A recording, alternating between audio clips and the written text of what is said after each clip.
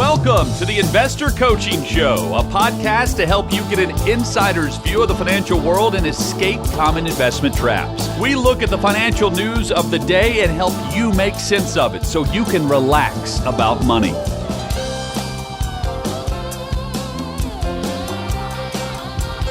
Welcome to the second hour of the Investor Coaching Show. I'm Evan Barnard, filling in for Paul Winkler. So let's get into the markets, investing, spend some time there. We may sway into philosophy, but looking at an article, this came out of Morningstar. Stocks rallied after the U.S.-Iran ceasefire. Is your portfolio positioned for the volatility? Now, that's actually a great headline. You should know the answer to that question, but B, if your portfolio is already diversified and well-positioned for volatility, you just really don't have to worry about some of this stuff. As a citizen, as an individual, as a grandparent, thinking, okay, what world is my grandchildren going to be growing up in? Fine. Worry's not good, but that's at least valid. But if you're properly diversified, none of these kind of headlines should worry you that we have, war in Iran or even AI is going to take jobs, all that kind of stuff. So that's just the premise. So it's an article, David Sekera, Susan Shubinsky, and Jess Beble from Morningstar, how a barbell portfolio helps investors navigate market swings, where we see sector and small cap leadership, and risks that could shape 2026.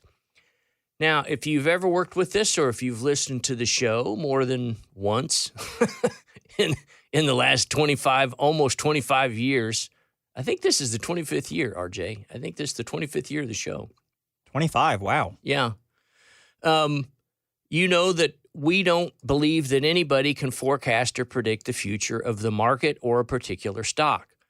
And it's not that people are stupid. So I want to drive that point home. It's that there's hundreds of thousands of brilliant people constantly trying to figure out what should the price of Walmart be? What should the price of Tesla be? What should the price of oil be? I mean, it's going on all the time. And just like the Nutella free advertising that's probably worth $20 million or more of free ad space is, it just doesn't matter. So, excuse me. But it's a forecast or prediction. No one would have known that was coming is the point. And, they're privately held, but it would have been interesting to see if their stock jumped after that video within probably minutes, if not seconds. So if I read to this subhead, where we see sector and small cap leadership and risks that could shape 2026. So when you see words like could, think, probably in an investment ad, there's two reasons for that. One is because nobody knows the future. And the sad thing is, most of those people know that they don't know the future. Some of them really do think they know the future and they just don't, but they at least believe it. But it's a forecast. None of us know what risks could shape 2026. We could talk about it, but if that risk goes away, that prediction is meaningless. So here's an interesting thing. And when he's talking about this barbell portfolio, number one, it's still way too concentrated. His premise is that half of the portfolio, or at least at one end of the barbell, is a lot of what they call conservative wide moat stocks. Now, that's a Morningstar term, and the investment industry uses it too. But, what's a company that would be hard to all of a sudden compete with? So by contrast, an AI company would be very easy to compete with. A coding business, coding, coding, programming, that's easy to compete against because it doesn't have a lot of capital intensive stuff. But, like Clorox, it would require a huge investment and a lot of time and so forth to be the next manufacturer of bleach, right? And so they consider that a wide moat. Just kind of think boring or well-known, well-established names. And then on the other end of this barbell, they talk about growth technology stocks and AI, stuff tied to AI. Well, all of those are still going to be large cap U.S. stocks. And in a well-diversified portfolio, that entire universe is still just a relatively small portion of a well-diversified portfolio. And I'll look at some performance numbers later on. Might do that after the first break down the road. But the year, we're still up for the year. There's a lot of markets that are actually still doing quite well. Are they down from, February 20th or whenever hostilities started? Yeah, they're down a little bit from that. But from January 1st, things are still doing quite well. Now, if you're in the Dow or something like that, you're looking at a negative return so far for the year. And so here's some of his things to look at. Large cap stocks are expected to rally first with small caps following. Now, since it's Financial Literacy Month, what's a large cap stock? Well, a large cap stock means that it has a large capitalization. It means the company is worth a bunch of money. Academically, at this point, because the numbers grow over time with inflation, but pretty much any company that's over a market capitalization of $4 billion, we consider large cap, and an academic considers large cap. If you happen to be an investing aficionado and you make a distinction between small and mid cap and large cap, mid cap would kind of be between 4 billion and 10 billion, and large cap would be 10 billion and up. From an academic standpoint, there's only small and large. Mid caps perform very similarly to large cap stocks, and they're very highly correlated. And so they don't create much value for putting money in there in a portfolio. It's not that they go down. It's not that they're bad stocks. It just means I'm not getting any real diversification benefit by packing things in the mid-cap space. So he's saying, well, big companies are going to rally first, and then small companies are going to follow. Well, that's fine, except small companies are already up this year, and large caps are a lot of large caps are actually down. So you kind of question if they're not even saying here's what's currently going on, the forecast starts to diminish its value. The technology, communications, and consumer cyclical sectors are expected to outperform. We'll talk on that in a minute. While consumer, defensive, healthcare, and utilities may lag. There's another weasel word, meaning I really have no idea, but I think they're not going to do very well. Watch front month oil futures as markets assess whether the U.S.-Iran truce holds. Okay, well, what are you watching for? And even if the oil price comes in at what you think it's going to be, that doesn't mean ships are going to move it. It doesn't mean the stock that you own is going to get that oil and produce things or lower their prices. I mean, you really just have no idea what the impact of even being right is. And here I at least I buy off on this one. More volatility is yet to come with risks to production, shipping, inflation, consumer behavior, and 2026 growth. I think I could put that on my headstone and it would still be a valuable headline or investment point. There's always more volatility yet to come, and there's always risks to production, shipping, inflation, consumer behavior in 2026, or, at least future growth. So, they're asking for all of these things of, well, what do you think about the Iran war? And so I want to talk about what he's writing in this barbell strategy and relate that back to a diversified portfolio of, thinking about the headline. Is your portfolio positioned for the volatility? This is Dave Sequeira, one of the contributors. I think right now is an excellent time to do nothing. Now, frankly, I sort of agree with that one. Right now is a great time to let that barbell strategy work for you. There, I vehemently disagree with him. So he's already saying I've got a barbell of 2 concentrated positions on either end of this thing in large U.S. stocks. But let me add, if you were fully diversified, if you had international small value, if you had emerging market large, if you have international value, if you have U.S. microcap, and you have large cap, and you have some fixed income, yes, you could take profits. What is that? That's just a simple way to say rebalance. Sell some of what is doing well or is above target in the portfolio. That doesn't mean it's overvalued. It just means it's above how much you want in that particular category. Take some of those gains, sell that, use that money to buy into a portion of the portfolio that is underrepresented from what you want. And so that we absolutely agree with strategy-wise, but he's only got one category. How do you rebalance with one category? You need 21 different asset classes in our case, and that gives you a lot of levers to pull to rebalance because something typically is going to be doing well, even if the stocks are moving down, down in one direction or so forth. But lock in the gains, and specifically now he gets into value stocks and energy stocks. Obviously, we disagree with that.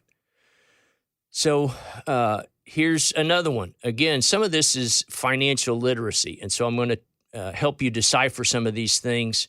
May not totally finish this article in this segment, but stick with us, and we'll definitely finish it on the other side. So he's talking about we've been recommending energy stocks throughout all of 2025. Fine. Not that we want to recommend a sector, but here's the point. They were one of the most undervalued sectors last year, and they paid very good dividend yields. So when we talk about a value stock with clients, with you on this show, when you're listening, and we talk about value, we're looking at it from an academic standpoint, meaning what are the assets of the company? What's the market cap of the company relative to the book value?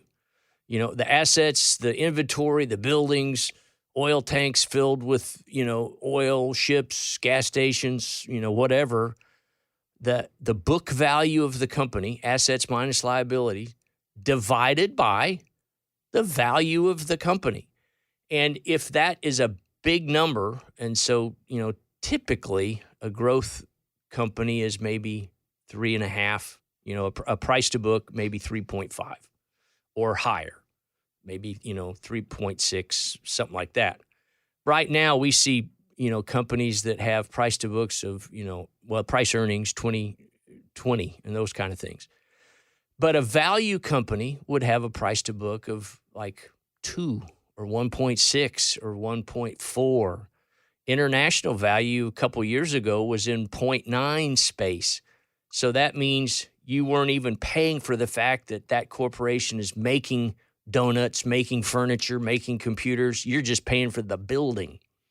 So that's what we're talking about when we're talking about value companies. What this person is talking about when you hear this word undervalued, and it's the same story if you hear the word overvalued, it means that the market got it wrong. All those 8 billion participants as consumers and the millions of investors looking at all of this information screwed up. We got the wrong price for that stock, and this person is the genius that figures out it should be a different price. So I'm just going to use Tesla as an example because it's had some pretty good volatility, and it just provides a good example for this case. It closed at $348.95 a share on Friday. Okay. And the trading range was what? I forget. But it was a relatively narrow range. But you look at some of these charts and it shows the fair value is 400. Well, if the value was 400, then it should be selling for 400. So that's somebody making a projection or a guess that, well, I'm looking at Tesla's earnings and I'm looking at this and that and their research, and I think it should be $400 a share. Well, that's fine, except it's not. It's $348.95 as of April 10th. And so constantly, those kinds of terms encourage trading. If something is undervalued, the consumer, and the investor is a consumer. Understand that. You are a consumer of investment products in the eyes of the advertisers. To us, we want you to be a confident investor, but to them, you're a consumer. And so if something is undervalued, your brain just subconsciously says, whoa, that's on sale. Now, rebalancing is not the same as saying something is undervalued. That just means it's below how much we want of that in the portfolio. So you don't want to get those two things confused. But it's undervalued by like $52 to $51 a share. You read something like that and think, well, wow, I'd have to be an idiot not to buy this at $348 because it's worth $400. If it was worth $400, it would be trading at, what do you think, RJ? If it was worth $400, what would it be trading at? You got me. This investment stuff's all above my pay grade. It would be $400, right? If I say it's worth $400, but it's only selling at $348, it's probably worth $348. And so all of that stuff encourages trading. And either it encourages you to sell too quickly, buy at the wrong time, and you get into this emotional thing. Investor behavior is usually what causes more problems than any specific investment. We'll wrap up on this and look at some of the equity movement over the week or year to date as well. Hey, just a note to you podcast folks, we just came out with a retirement income guide, and I'm super excited about this. There are all kinds of myths about taking income in retirement. People worry about running out of money, and rightfully so, because a lot of these myths can actually cause that. Now, the myths that you typically hear about, number one, dividends, living off dividends in retirement. Real estate, life insurance as a retirement investment, and annuities and interest-bearing accounts and target date funds. There are all kinds of things out there. What I want to do is put something together that walks through why those things are problematic, number one. Number two, the other thing that I wanted to do is walk through the evidence-based research on taking income in retirement. And we got a ton of data going all the way back to 1900. Hey, what's the logic behind it? And it's intensely logical. So we put that together, and all you have to do to download that, making it super simple, just go to paulwinkler.com/relax, and you can actually get into that very easily right there. So I would urge you to do that. Check it out, because I think you're going to really like it. paulwinkler.com/relax. Welcome back to the Investor Coaching Show. I'm Evan Barnard, filling in for Paul Winkler. And we were talking some about just the academics of investing versus looking at all these terms for stock picking and market timing. They're all just code for gambling, ultimately. Investments should not be a gamble. You're letting a company or a government or corporations use your money, and you expect a return on that money. Historically, large company stocks return about 10% per year, which is inflation plus 7. Small cap stocks, small companies, $4 billion or less currently return about 12% per year, inflation plus about 9. And we call that the small premium. I'm getting paid extra for the extra risk that I'm taking by investing in a small company stock. But what are most people concentrated in? Most people are concentrated in large U.S. stocks, whether it's by design or it's by default. If you're in a target date fund in your 401k plan, or you left an employer, rolled it over to a target date fund in your IRA, or even if you're building a portfolio on your own, most of the time you're going to end up being heavily concentrated in large U.S. stocks. Why? Because that's what we hear about all of the time.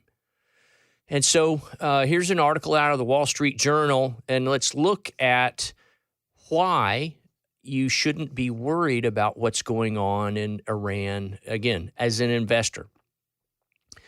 Fund investors absorb a tough quarter.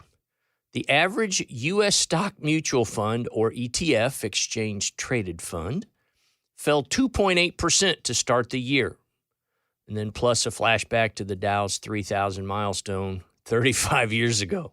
So it's now about, I think, 47,000 and change. I didn't look Friday, frankly. But 35 years ago, it was at 3,000. So if nothing else, use that as a good sign that, in general, the market is going to go up over time. But reading this article by William Power, to some stock investors, this is the, quote, could have been worse, quote, unquote, market. In the first quarter, stocks and bonds were both battered as the U.S. war with Iran continued and oil prices jumped. But a stock rally on the last day of the quarter helped by indications that there could be an end to the conflict and the ramifications before long. An optimistic take that quickly became known as the Hormuz rally made the final numbers a bit easier to digest. The average U.S. stock mutual fund, or exchange-traded fund, posted a total return of minus 2.8 for the quarter. That decline was entirely caused by the 5.6 drop for March alone. So if you listen to that, and then it has another graphic that says U.S. stocks down 2.8, international stocks down 0.3, and then bonds down 0.1, which you would expect. Bonds are for the stability. But here's the thing. If you're all in those categories, yes, you had a tough quarter. However, international small value stocks, the category, not even just some great fund in the category, that category is up 8.6% year to date. U.S. small value is up. My computer closed down. It is up 6.9 year to date. And so, yeah, if you have something that's down, fine. In this case, just using these two categories, international small value up 8 and U.S. small value up 6.9. We'd sell some of those and buy whatever is underrepresented in the portfolio. But we certainly wouldn't be looking at a portfolio that was down for the year. Not to say if we have more hostilities, sure, a diversified portfolio could still drop. But you're just not worried about these kinds of things as much because you have the ability to rebalance and sell high of a category that's overweighted and buy low a category that's underweighted. Not the top. It could keep going up, not the bottom. That piece could keep going down. And as I said earlier, it's not that people always pick bad investments in terms of the reasons that their returns aren't what they think they should be. But it is, bottom line is it's behavior. As I was driving here, as you've noticed, I've mentioned things about the Masters during this particular show today. I am a fan, I confess. I haven't played for years, but I do enjoy this one. It's just a gorgeous course. But I was listening to an interview with Rory McIlroy, and he started the day at 12 under par. He was 6 strokes ahead of everybody else when they started the day. Now there's a 1-stroke difference between him and Cameron Young. But he, the interviewer, the guy was saying, hey, now that you're 6 strokes ahead, what's your game plan for today? This kind of stuff. And, he gave a little bit of an answer, and then he said, my game is there. I just have to manage myself over the next 18 holes. And to me, that should be the mantra of any investor that has a diversified portfolio. The portfolio is there. You just have to manage yourself and take advantage of what the market is giving you, and don't lose faith. Don't get greedy. Don't get scared. Just continue to stick with your game, to use that philosophy. So, if you're diversified, bottom line, you're not looking at as rough of a year as you might be thinking listening on the headlines. And frankly, a lot of clients, even if you're not our client, which that's a sad thing anyway, but look at your statements. You're probably doing better than you think you're doing, because all you hear is all this bad news and, it's down from March. But if you look over time, if you look year to date even, you might be doing better than you might think. Hey, this is Paul Winkler. Hope you enjoyed today's edition of the Investor Coaching Show. If you want to learn more about what we do, go to our website, paulwinkler.com. Until next time, I'm Paul Winkler, reminding you that I believe that more educated investors are more confident investors, and confident investors are more successful investors. Have a great one. Advisory services offered through Paul Winkler, Inc., an SEC-registered investment advisor. The opinions voiced and information provided in this material are for general informational purposes only and not intended to provide specific advice or recommendations for any individual. To determine what investments are appropriate for you, please consult with a financial advisor. Paul Winkler, Inc. does not provide tax or legal advice. Please consult your tax or legal advisor regarding your particular situation.